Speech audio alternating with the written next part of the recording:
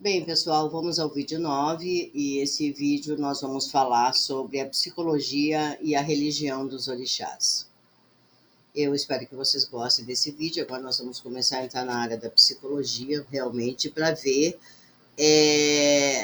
sentir, né? Como é que vai funcionar todos esses aspectos pela psicologia analítica. Então, vamos lá.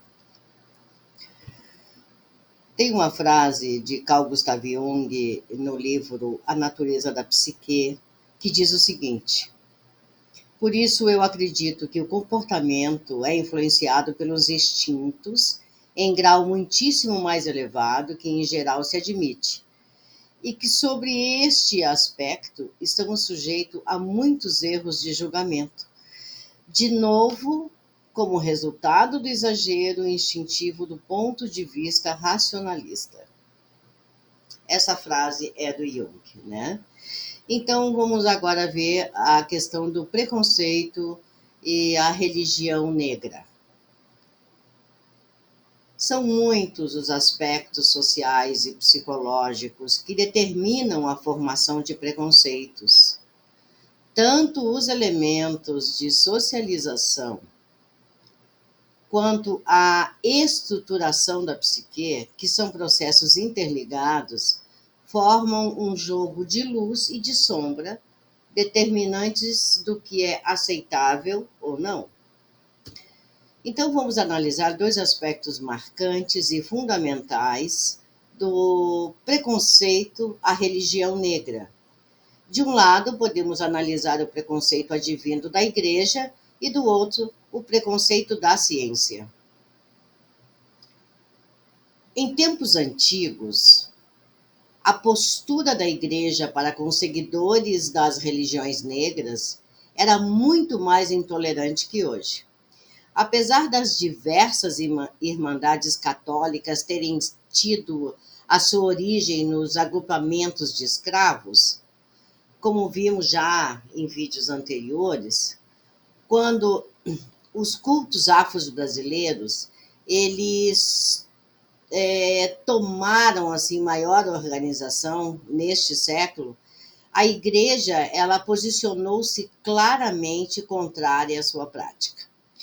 Podemos observar isso no texto da Pastoral Coletiva do Episcopado Brasileiro de 1915, onde se lê, dois pontos, abre aspas, o Espiritismo, ele é o conjunto de todas as superstições e astúcias da incredulidade moderna que, negando a eternidade das penas do inferno, o sacerdócio católico e os direitos da Igreja Católica destrói todo o cristianismo. Fecha aspas. Os espíritas devem ser tratados como verdadeiros hereges e fautores de heresia. Bem, este pensamento ele está de acordo com o período de romanização da Igreja no Brasil, que vai de 1890 a 1960. Nesta perspectiva, além do problema da adoção de deuses estranhos, embora sincretizados com santos católicos, nas religiões afro-brasileiras, surge um outro problema mais sério, que é o fato do transe. Este fenômeno ele vai ser encarado de quatro formas. Ou o transe é compreendido como expressão diabólica, ou é considerado um fenômeno paranormal, ou é uma fraude, ou é um processo patológico que conduzirá o praticante à loucura. A ideia de possessão diabólica cai bem para o ambiente da igreja medieval, porém parece um tanto bizarra para a igreja do século XX. E este ponto foi observado com muita cautela, optando-se muitas das vezes para uma das outras três explicações, sendo as explicações de fraude ou patologia menos ameaçadoras do que a parapsicologia. Por conta disso, é lançado na primeira reunião ordinária da Conferência Nacional dos Bispos do Brasil em 1953, em Belém do Pará, a Companhia Nacional contra a Heresia Espírita, em que Dom Helder Câmara designa, né, para comandar esta campanha o teólogo Boaventura Kloppenburg. Este movimento tem por objetivo combater as práticas espíritas, afro-brasileiras e kardecistas, e chega ao ponto de exigir um juramento anti-espírita aos membros de associações religiosas católicas. Paralelamente às ações da CNBB, a IECLB, que é a Igreja Evangélica de Confissão Luterana do Brasil, posicionou-se contra essas heresias espíritas, em que foram caracterizados como fenômenos demoníacos as práticas espíritas e afro-brasileiras, principalmente pelas pregações do reverendo Koch, que fora missionário na África. Outro pregador importante nesse contexto anti-espírita foi Furling, que em 1957 ele publicou um belíssimo artigo para eles, né, onde percebia nos cultos espíritas uma recaída ao paganismo e o renascimento de um paganismo obscuro. Porém, esta recaída oferece bem menos perigos do que aconteceu na Alemanha nazista, onde a recaída ao culto pagão de Wotan, segundo Jung, detonou a Segunda Guerra Mundial. Wotan, o deus da guerra. Por outro lado, igrejas fundamentalistas de origem norte-americana, principalmente as de abordagem pentecostal, iniciaram campanhas de conversão em massa, tanto de adeptos de cultos afro-brasileiros e espíritas, quanto de católicos romanos. Atualmente, no campo da heresia e da interpretação demonológica do fenômeno, podemos perceber duas posturas diferentes nas igrejas. Uma é de tolerância, diálogo e resgate da origem histórica e simbólica.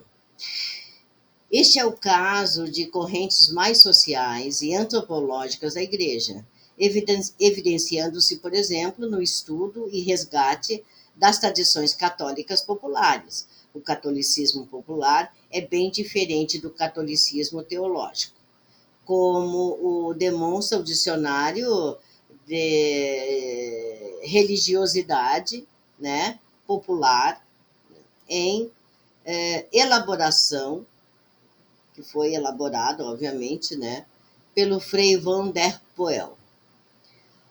Ou na nova postura pastoral, elaborada por Kloppenburg, em 1968, em que se pode perceber referências à religião umbandista e não mais à heresia umbandista, influenciada pelos princípios do Concílio Vaticano II, que sugere a valorização dos costumes e as tradições dos povos a serem civilizados.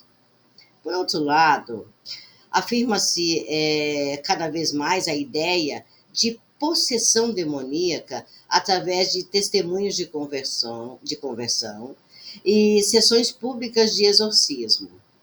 Bem, isso ocorre com muita frequência em igrejas pentecostais e neopentecostais, bem como no ramo carismático da Igreja Católica, que se valem de interpretações fundamentalistas da Bíblia e adotam uma postura medieval quanto aos fenômenos psíquicos. No contexto neopentecostal, que é fortemente fundamentalista, os orixás do candomblé são percebidos como demônios maldosos e destrutivos. Esta é uma leitura derivada de seus pressupostos dogmáticos, em que, digamos assim, um único Deus absoluto e verdadeiro não pode aceitar a convivência com outros deuses. Automaticamente, esses outros deuses se tornam falsos deuses como ocorreu no período de Abraão, quando o povo semita se separava dos caldeus e Javé se afirmava como o único e verdadeiro Deus frente aos outros deuses existentes e cultuados na Mesopotâmia. Ou como ocorreu no cristianismo, que por haver desenvolvido o conceito de diabo e demônios, aí arrola todos os outros deuses remanescentes de outros povos e de culturas às quais foi se impondo. Muito bem. Nesta linha de pensamento, é interessante notar que os diversos deuses que o cristianismo foi atirando ao domínio do inferno são representativos de potencialidades da alma humana e de instâncias da vida, como a matéria, o feminino, a sexualidade e o mal. A discussão desse tema foi brilhantemente elaborada por John Dowley na sua obra A Doença que Somos Nós, que está na coleção Amor e Psique, que são das edições Paulista. Vale a pena mencionar que ocorre o preconceito dentro do grupo que sofre este mesmo processo por parte de outro grupo. Ou seja, mesmo sendo discriminados pela igreja, os kardecistas alimentam um preconceito quanto ao culto afro-brasileiro. Como não faria sentido adotar a interpretação demoníaca, a explicação para o preconceito é a de que os cultos afros brasileiros trabalham com espíritos menos desenvolvidos, mais primitivos e, quem sabe, sem luz. Tanto é que os cultos afros brasileiros eles são conhecidos pelos kardecistas como baixo espiritismo. Isso talvez seja devido ao fato de que a estrutura kardecista é europeia e, além disso, busca ser compreendido como uma ciência e, no máximo, como uma filosofia, mas nunca como uma religião. Porque se fosse religião, eles não fariam o que eles fazem. Talvez possamos criar uma analogia. Em termos do acento dado ao simbolismo e à racionalidade, respectivamente, podemos sugerir que o catolicismo romano está para o protestantismo, assim como os cultos afro-brasileiros estão para o kardecismo. Sob o ponto de vista da psicologia geral e da parapsicologia, o enfoque das práticas afro-brasileiras não é menos preconceituosa, e as igrejas lançaram mão de suas explicações, principalmente na década de 70. Afirmações como a de Kloppenburg, de que a história dos médiuns é uma interminável história de fraudes conscientes ou inconscientes, desloca o campo fenomênico dos demônios para a psique humana. Abordado sob esse novo enfoque, os fenômenos, né, ocorridos no culto afro-brasileiro são vistos como ocorrências hipnóticas em que, abre aspas, uma pessoa pode mergulhar em seu subconsciente e causar movimentos automáticos dos lábios. Desta maneira, fecha aspas, desta maneira, muito embora a parapsicologia preocupe-se mais em descrever e compreender os fenômenos do espiritismo kardecista, para os cultos afros brasileiros ficará a ideia da mistura amalgamada entre fenômenos paranormais e a superstição fetichista. Na verdade, parece que a parapsicologia não se preocupa muito com o candomblé e suas derivações, talvez por ser esta europeia demais e as práticas do candomblé primitivas demais, ficando muito mais à vontade com o kardecismo, que também é europeu de origem, né? Com o intuito de aprofundar essa questão, a Igreja Católica criou em São Paulo, no ano de 1970, o Centro Latino-Americano de Parapsicologia, tendo como seu fundador e presidente o padre espanhol Oscar Quevedo. Iniciava-se assim um processo de catequese parapsicológica, com palestras, cursos, formação de agentes pastorais,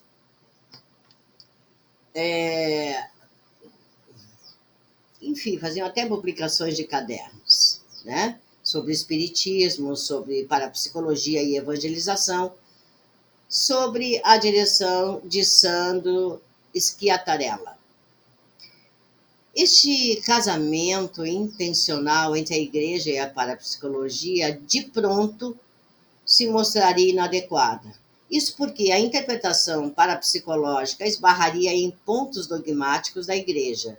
E foi o que aconteceu com a publicação em 1982 da obra Antes que os Demônios Voltem, do padre, Oscar Quevedo. No capítulo intitulado Existe o Demônio?, o autor afirma serem perfeitamente explicados pela parapsicologia os fenômenos de possessão, e nada tem de sobrenatural. E essa história, esse fato, acarretou o fechamento do Centro Latino-Americano de Parapsicologia em 1984, por ordem do Superior Regional da Companhia de Jesus no Brasil. No entanto, muitos outros centros de estudos parapsicológicos foram surgindo no país. As igrejas protestantes fundamentalistas não se aproximaram da parapsicologia exatamente por perceberem o conflito entre seus pontos de fé e os postulados parapsicológicos.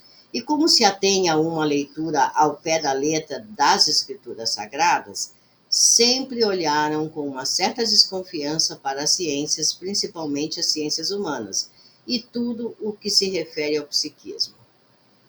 Agindo dessa maneira, este ramo do cristianismo se mantém fiel à interpretação de possessões demoníacas para os fenômenos de inconsciência. Mas, curiosamente, aceitam e eles incentivam estados alterados de consciência chamados de batismo com o Espírito Santo e o ruidoso dom de línguas, ou falar em línguas estranhas, além dos dons de cura e de profecia. A postura parapsicológica na abordagem dos cultos afro-brasileiros limita-se à explicação e descrição dos fenômenos em si, como ocorrem, sem contudo, buscar o significado de sua expressão cultural e psicológica.